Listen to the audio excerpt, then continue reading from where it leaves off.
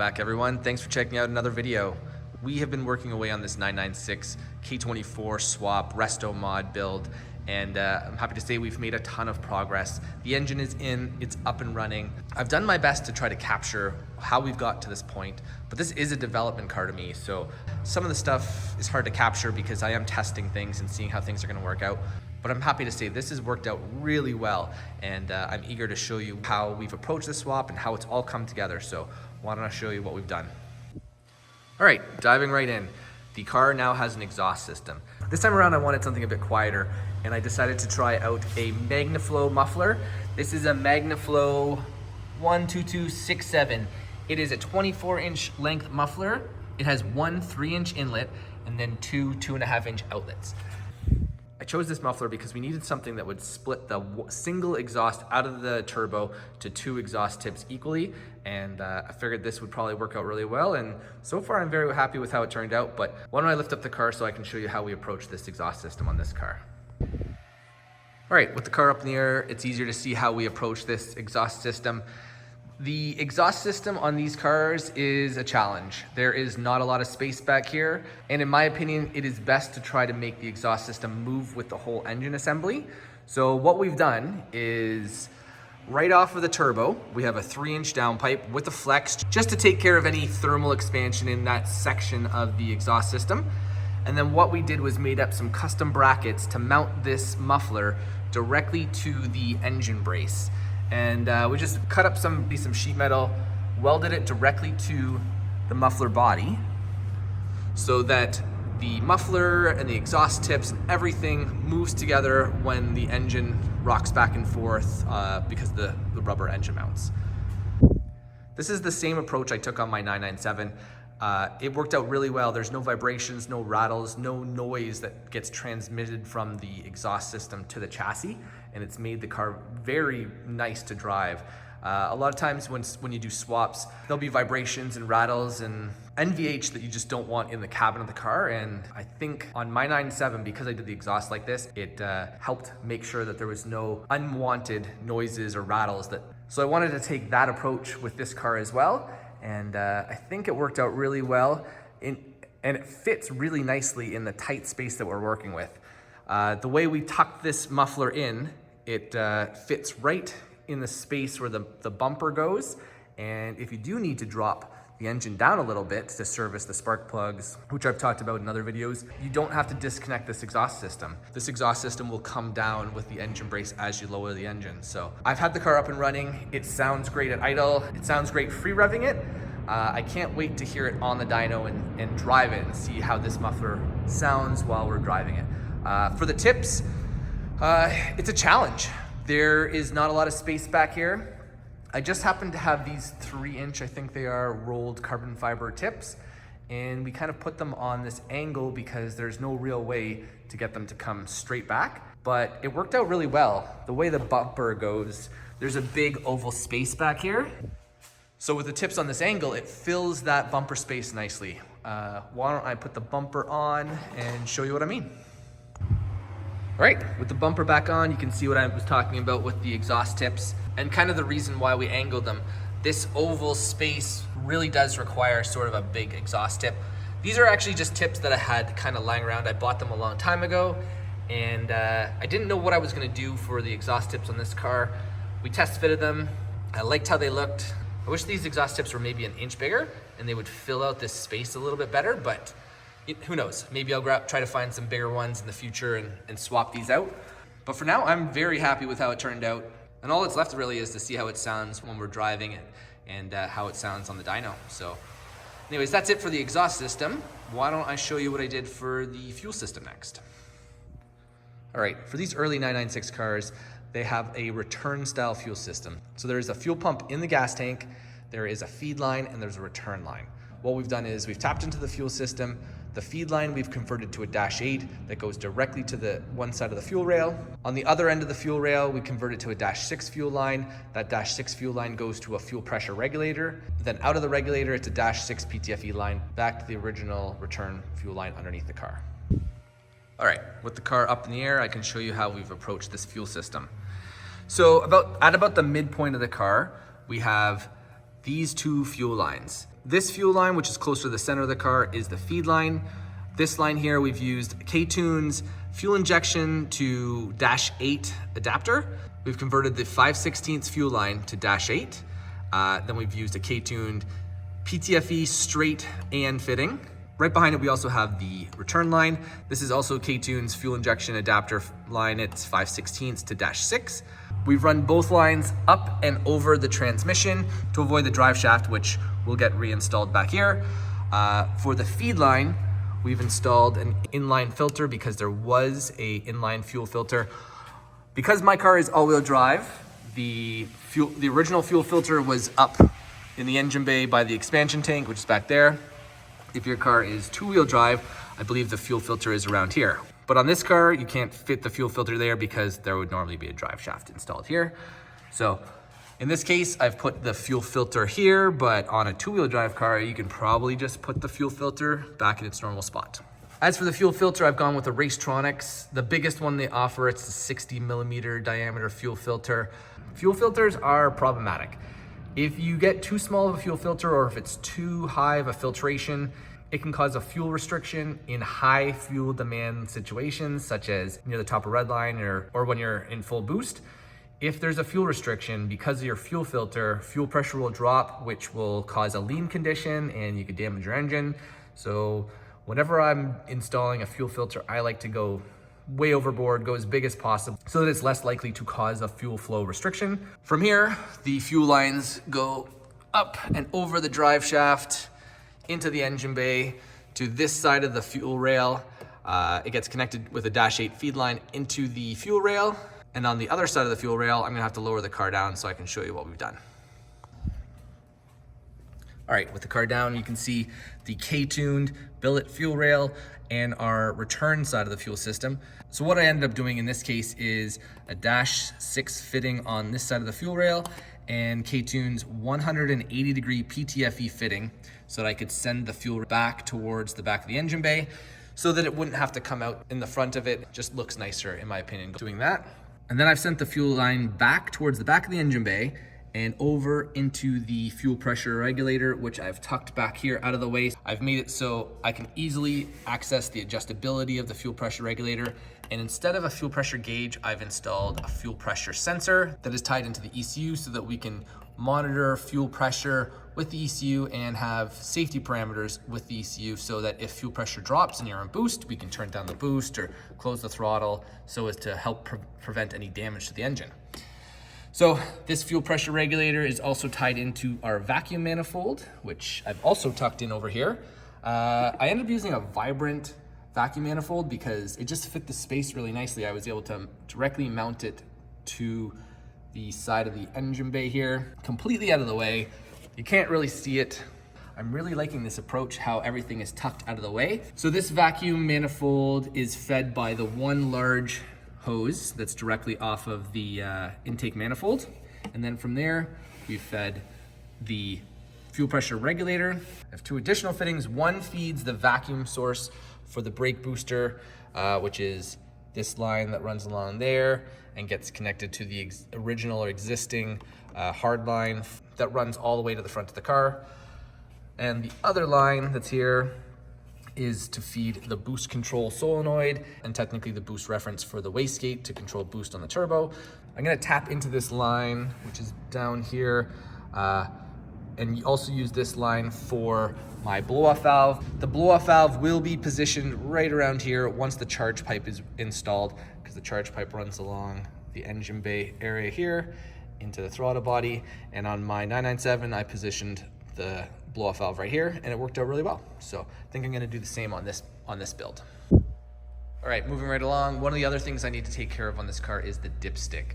The K series normally has the dipstick on the top of the valve cover, but because the valve cover is so close to the top of the engine bay in this swap, it doesn't really make it practical to have a dipstick in the valve cover. Also, it's normally located on this side of the valve cover, which is the closest part of the valve cover to the top of the engine bay, so it just doesn't make any sense. On my original 997, what I ended up doing was making a custom dipstick that went into the oil pan.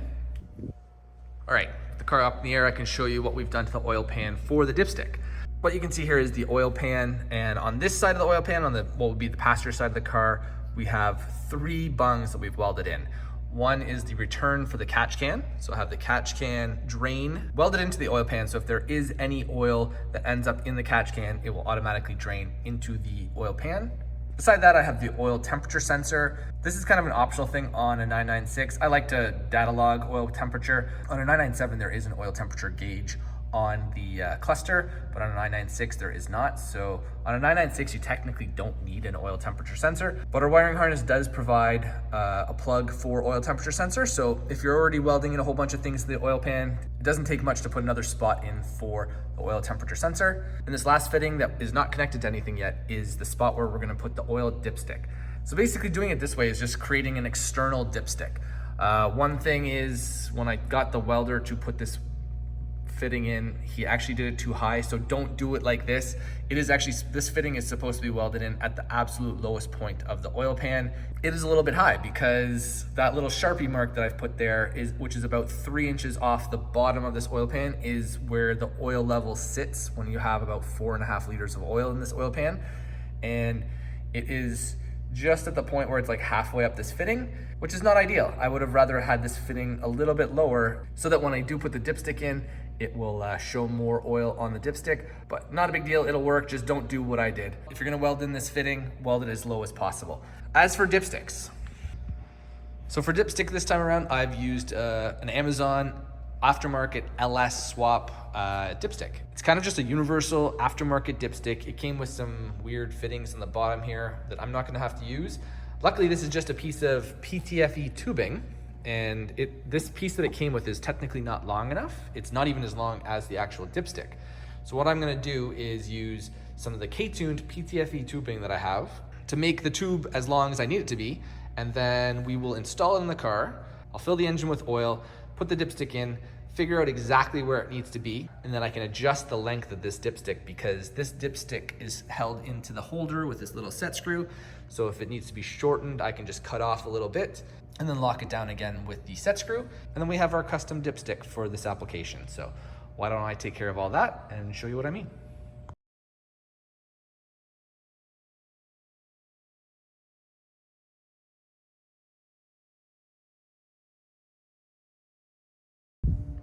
All right, dipstick installed in the oil pan. The plan is to mount the top part, this spot, with one of the bolt holes that holds the throttle body on. It's kind of why I haven't put the throttle body on yet. So I'm gonna install the throttle body, then I'll attach the bracket that holds this to one of the bolt holes, and then the dipstick's all mounted, and then we'll just have to finalize the total length of the dipstick once I fill this engine with engine oil.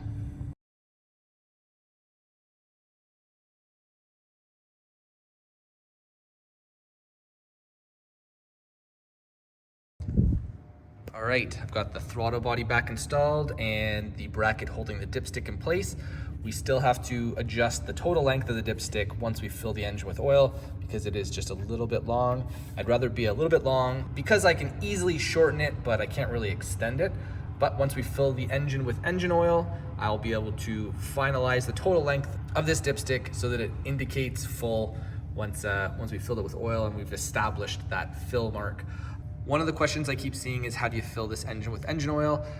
We did add a fill spot right back here. It's kind of hidden away. That is by design. We could have put the engine oil fill on the front of the valve cover, which would have made it very easy to access, but it would have looked terrible. I like this minimal look on the front of the engine. You can use a funnel to fill it back here. On my original 997, I have a funnel that I keep in the frunk, and if I need to do an oil change or top up, I use that funnel. All right, how do we make the Honda power steering work on a Porsche 996? It is slightly different than it was on my 997, because the 996 has its power steering lines way back there, whereas the 997 line came basically all the way to the power steering pump, and I was able to connect it directly to this power steering adapter. That is not the case on the 996. On the 996, I'm providing this extension hose and some fittings to connect from my power steering adapter to this hose, and then a fitting to connect to that existing pressure line, the small one that's back there. So that should take care of the pressure side of things. As for the return or the low pressure side, This bigger fitting is the low pressure side. It is what returns fluid from the rack. That fluid needs to go into this reservoir or similar reservoir. I like to use this Accord reservoir. It's like a mid 2000 Accord. I'll provide the part number if you guys are interested. So the low pressure or return power steering fluid enters the reservoir here, and then the pump sucks it out from here. The pump's inlet is here. This fitting is not really ideal. It's kind of positioned in the wrong way. K-Tuned makes a really nice swivel fitting, a swivel inlet, the power steering pump inlet fitting that you can position however you want. This is what I used on my 997. It allowed me to position the inlet so it was kind of facing backwards, and I was able to get the inlet hose to come back around and connect to the power steering reservoir right around here. So I'm gonna use one of these again on this setup. Over here are the original fittings that I cut off of the original Porsche engine that I pulled out of this car. The Porsche power steering connections are weird. These are like metric O-ring fittings that are not standard, not readily available. My kit has taken care of the pressure side of things, but for the low pressure side of connection, this guy back here, there's a few different ways to approach taking care of this one. Technically, that spiky little retainer thing can come off and this brass fitting can be pulled off, and you can kind of just slip a hose over there. It is low pressure, so you can just slip the hose on and use a hose clamp and then connect that directly to this port. Or technically, if you have this fitting and you cut it off, you could thread this back onto that fitting back there and then get a joiner, extend the hose over to this fitting. I think I'm gonna opt for removing that brass fitting that's back there, slipping a hose over it and sending it directly to here, and see how that works. Some guys might not have this, so I wanna make sure that doing it that way will work. So why don't we take care of installing all this stuff and we'll see how it turns out.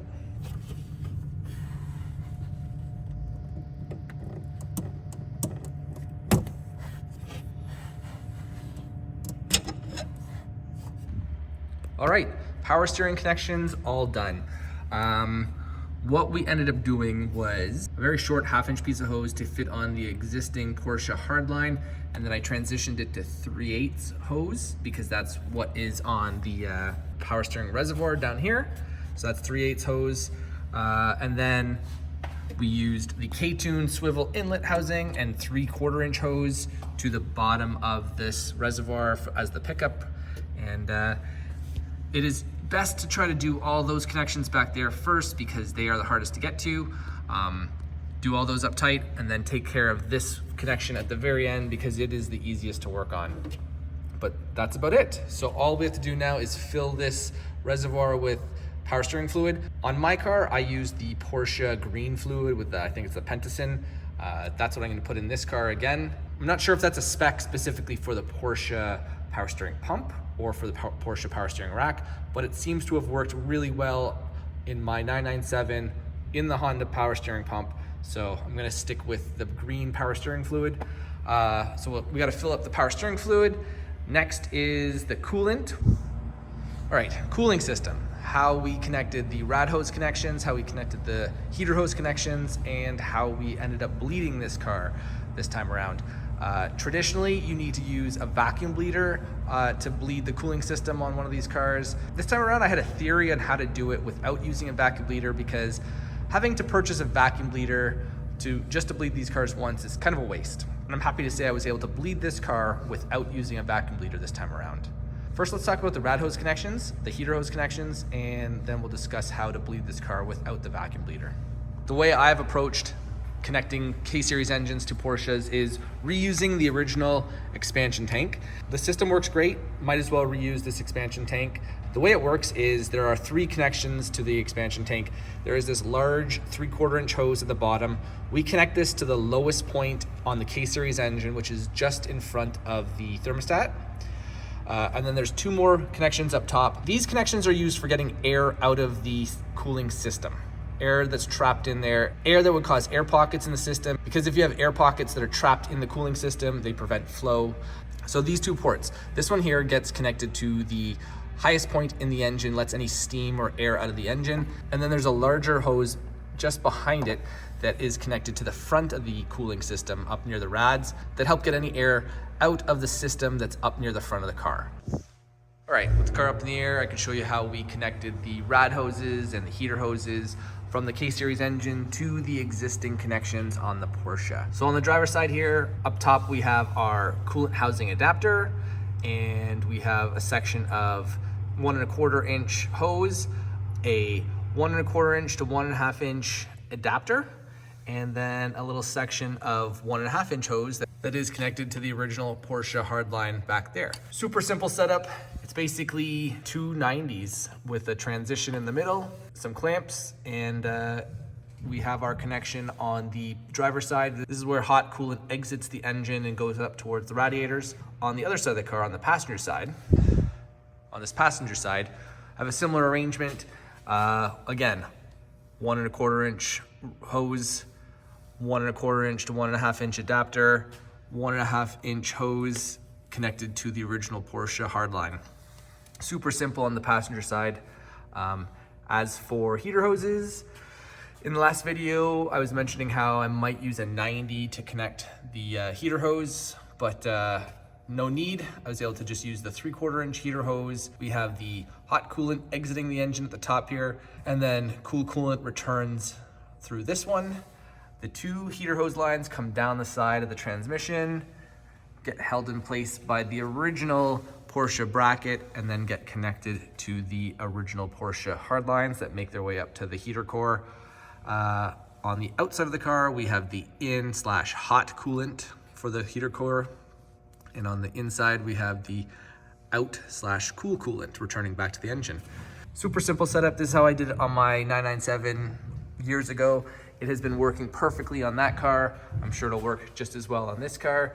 And it is very easy to make these connections. So while we're down here, you can also see the 3/4 inch hose that is connected from the expansion tank to the K996 Swivel thermostat housing.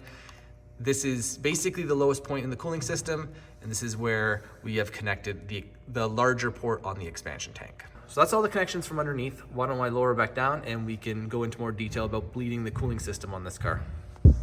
So technically this engine already runs, and I've already run it and bled the cooling system. The way I bled the cooling system on this car this time around was a combination of using the expansion tank, filling the expansion tank, but also removing these two lines and filling them up directly.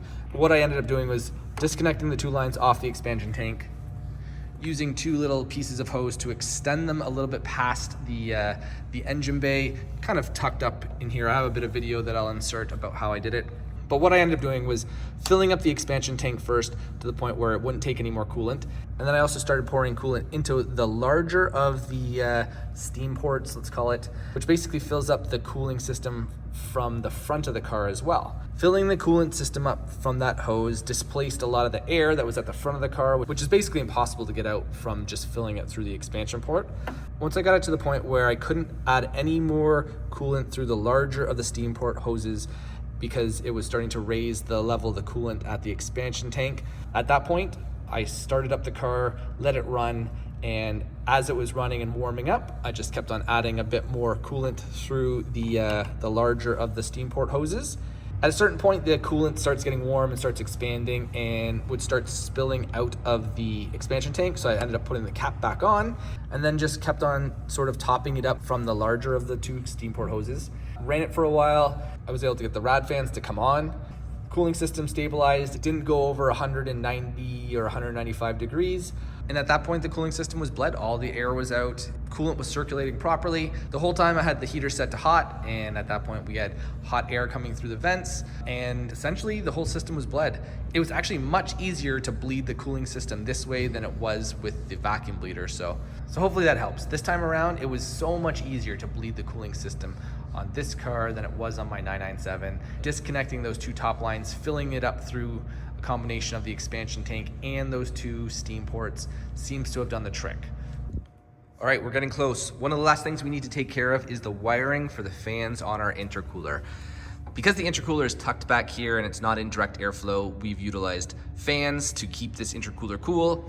The fans are technically controlled by the ECU, but we do have to power the fans, and we'll have to utilize a relay to power these fans. The relay will be triggered by the ECU. Our Link ECU has a programmable output to turn these fans on under certain conditions. So what we've come up with is this wiring harness specifically for the fans, for the intercooler. This is a direct fit. It takes power right off the alternator. It is fused, utilizes a relay, and it has the exact connectors needed to connect directly to the intercooler fans. So I want to install this wiring harness before we go ahead and install the intercooler piping, just because the intercooler piping is probably one of the last things we need to take care of. And once it's installed, it kind of limits the access of this area down here where we plan to run the power wires for the intercooler fans. All right, intercooler fan relay power wire kit installed. There's not a lot to see, but I will show you what it looks like installed. So fan connections are made. The wire harness makes it all the way to the fans and it utilizes the same connectors that the fans come with, so you just plug them in. The power wire is the blue wire on the fans, the ground is the black wires. The kit comes with a power wire and the ground wire. The ground wire is just a short run that connects to the black wires and gets screwed down to one of the bolt holes for the fans behind the plastic terminal. So pretty straightforward connections on this side. I'll show you where we tucked the relay, which is back here, which is quickly becoming very full with things. Let me move the reservoir out of the way. So it gets connected to the breakout connectors here. This is not finalized. The pins are kind of just pushed into the connectors at the moment because I haven't finalized things. Once it's all finalized, I will put the pins into the other side of the connectors. When we sell our wire harness, it comes with both sides of the connectors and pins so that you can do whatever you want. You can customize all the inputs and outputs that you want with our wiring harness. Why don't I lift up the car so you can see how we've made the power connection for this relay. All right, with the car up in the air, I can show you where we get our 12-volt power source from. The ECU provides the trigger, but you still have to provide a 12-volt battery source. So what we've done is actually connected it to the power terminal off the alternator. It's hard to see, but this fused wire right here is connected to the 10mm nut right off the alternator there. And that's how we get the 12-volt power for the fans. It is fused. The ECU triggers the relay, sends this 12 volts to the fans, and the fans turn on. So that's about it for powering up the fans. You can make this yourself, or we now offer this wiring kit on our website. With that out of the way, I think we can finally install the intercooler piping and the blow-off valve.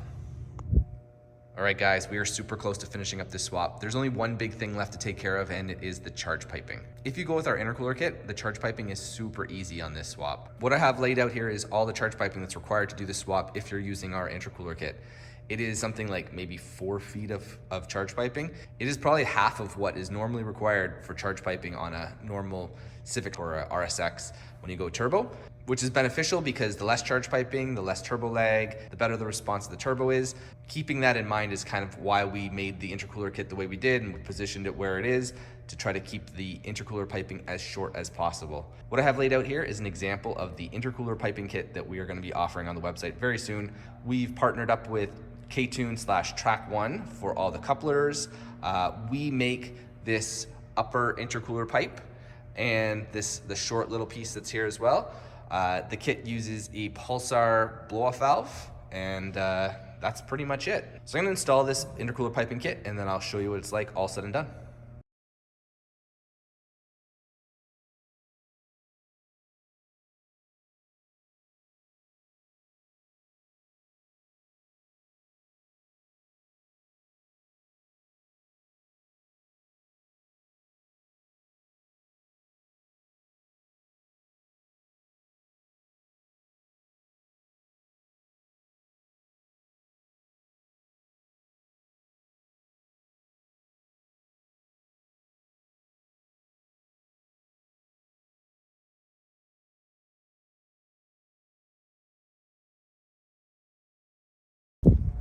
All right, intercooler piping all installed.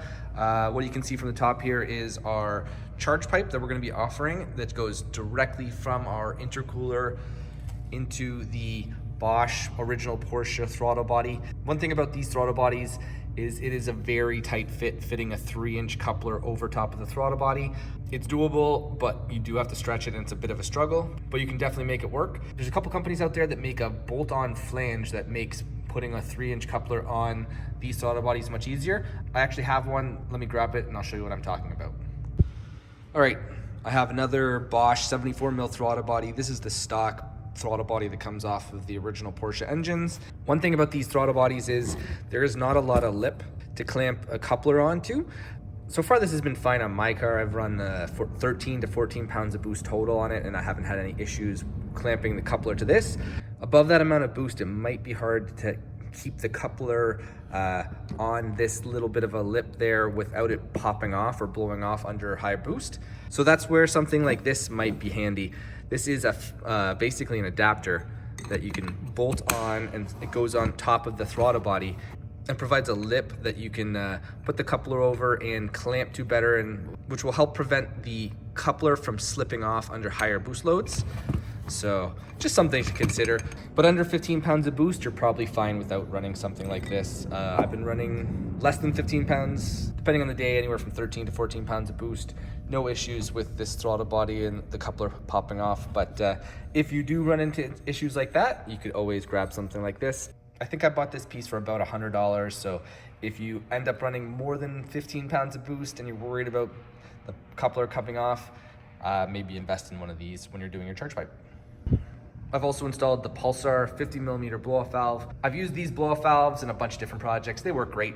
Blow-off valves are kind of a personal preference. Some people want it to sound differently, so you can kind of just use whatever you want. But our charge piping is going to come with the flange for this style of blow-off valve. But if you're interested in one of our charge pipes and you don't want to run this blow-off valve, we can probably just make the charge pipe without a flange, and you can take care of the flange on your own.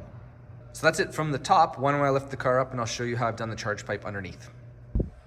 All right, with the car up in the air, I can show you guys what I've done on the charge pipe for out of the turbo into the intercooler. Super simple setup. It doesn't really get much easier than this. So on this specific turbo, this 58-55 Pulsar, the turbo itself has a 2-inch outlet. So I have a 2-inch to 2.5-inch transition 90, and then I have about 10 inches of aluminum intercooler piping that was just a straight section. I bead rolled on both sides. And then I have a 2.5-inch 90 coupler, and it's all clamped together directly to our intercooler, and that's it. Super straightforward intercooler piping, nice and short intercooler piping, so it'll help with turbo response. One thing about this though is there is the exhaust system very close to all this charge piping. So what I am gonna do, and what I haven't done yet, is I'm gonna wrap all of this exhaust system to help manage heat in the engine bay and shield the charge piping and the intake side of things from all the heat generated by the exhaust system. So what I will be doing is heat wrapping the downpipe. I also have a turbo blanket for the turbo itself to shield this section of the coupler, because these turbine housings put out a ton of heat, and whatever you can do to limit heat in the engine bay and from components, the longer they'll last and the more power you'll make and all that stuff. So I haven't taken care of it yet, but I will be installing a turbo blanket on the turbo and wrapping the downpipe and possibly this exhaust pipe for this tip. All right, with the intercooler piping installed, we are pretty close to being done with this project. There's a couple little things I have to bolt up, such as the sway bar, and finish installing the engine brace that goes under the engine because it's just not bolted up. But this thing is pretty much done. At this point, I think I'm just gonna start it up so you guys can hear it running and hear the exhaust, and I'll give it a couple revs. All the ECU related stuff we're gonna do in the next video. The dyno tuning we're gonna do probably in the next video as well. But for now, why don't I lower this car back down, get it up and running so you guys can hear how it sounds.